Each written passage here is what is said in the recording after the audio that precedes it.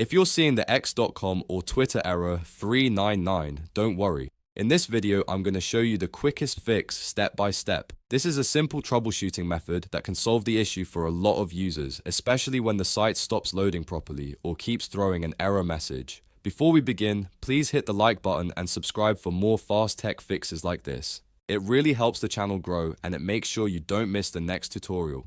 Alright, let's get into it. The first thing you want to do is disable any VPN you may have running. If you're connected to a VPN, turn it off completely before trying x.com again. Sometimes the VPN connection can interfere with the website and trigger this error, so this is an important first step. Once your VPN is disabled, move on to the next step. Now press Ctrl, Shift and Delete on your keyboard at the same time. This will open the browser's Clear Browsing Data window.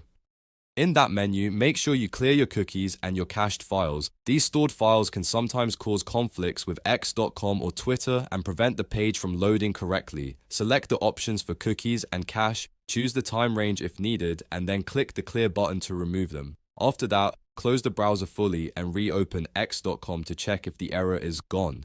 In many cases, this simple reset is enough to fix the problem and get the site working again. If it still doesn't work right away, repeat the steps once more and make sure the VPN is completely disabled and the cookies and cache have been fully cleared. This is one of the fastest ways to troubleshoot x.com error 399 without needing any complicated settings or advanced fixes. If this video helped, make sure to like, subscribe, and share it with anyone else facing the same issue. Thanks for watching, and I'll see you in the next one.